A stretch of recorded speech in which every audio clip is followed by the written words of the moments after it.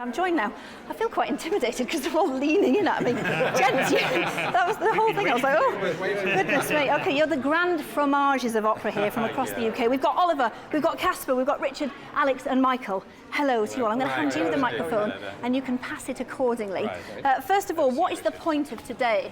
Oliver, do you want to start with that one? Well, I think really the point of today is to illustrate that there's more to opera than just the exclusivity with which it's associated with. And really, it's about great passion, it's about great stories, it's about great music making. And I think that today will illustrate that. You're all clearly converts. Why should the ordinary folk give it a go? Because I think when I meet people who don't like opera, it's usually because they haven't seen one. Right. When you try it, it's often very addictive because it's really telling great stories about being human and then with fantastic music. It's not as complicated as people think. I would actually love to go and see La Bohème and not know how it ends. You know, imagine you could go in and just experience it as a first-timer. I think people have something they're missing out on if they don't give it a try. The thing is, though, in these tight times, you know, I'm going to see the Arctic Monkeys. I've spent 55 quid there. Well, why should their money come this way? Well, you're going to get a fantastic experience in a live performance of opera when you're on stage with, you know, very wonderful productions, great music, huge orchestra, big orchestra in this theatre here this afternoon. You know, the sheer power, big chorus, the power of the music.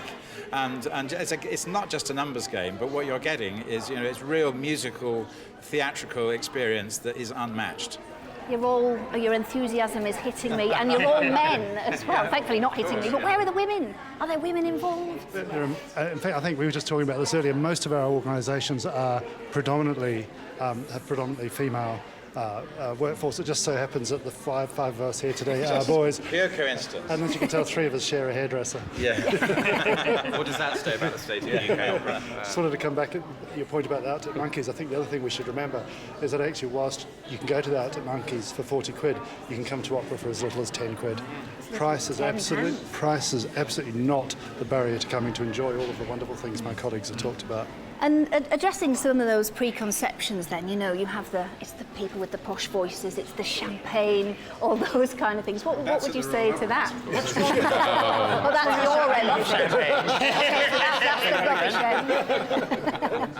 Well, what do you say I think those who work in it are absolutely not elite. They're from all sorts of backgrounds. And I think there is, you know, sometimes there's an issue of the entrance prices, but I think mostly all the companies are making every effort to make it more accessible. And I think today is the most important thing today is that to say that all the companies in Britain want the same thing. We want to open things up. We want to encourage a new audience. And I think that's what today also will say. There's the companies all coming together.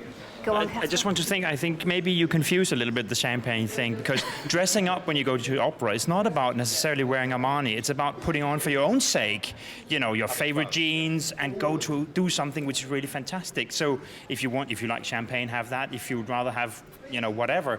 But you should celebrate that you're going to have hundreds of people performing for you, telling you these great stories. So don't dress down for opera. Celebrate that you're going. And we shouldn't be worried about the word elite, you know. I mean, I think it means, you know, to be the best. And we are certainly the best. Okay, well, anybody that's watching now and thinking, well, I don't know where to start, what would you recommend as a first opera? Let's just have a straw poll here. What are you going to recommend? Well, I think that it depends on what sort of person you are and how old you are. I think for young children, young people, I think the Magic Flute is the perfect place to start. If you're a little bit older and you like romance, I think La Bohème, La Traviata. There's something for everyone. It just depends, really, on what you're after. I mean, I met someone who saw Wozzeck, which is considered a difficult opera, but he loved it and was hooked. It depends on who you are. Yeah, I mean, I think often operas with great theatre, so I would say operas of Janacek. I took a young guy to the Makropoulos case and he's never turned back. He's become an opera director as a result, but I take my first friends to Peter Grimes. Right, oh, quite a few suggestions. Yeah, I would be in a slightly different place. I think Madame Butterfly is the right place to start if you're new to opera, irrespective of your ages, because it's an incredibly universal story that resonates really clearly, and it's a 20th century story, so it makes the transition into the 21st century really easily. So for me, along with the terrific music, it's the right place to start. Okay. I think Bohème, which is playing here today. I think Figaro is a good starter opera, and I think for children, actually, Hansel and Gretel, Humperdinck. I think that's an absolutely wonderful. Great stuff, thank you.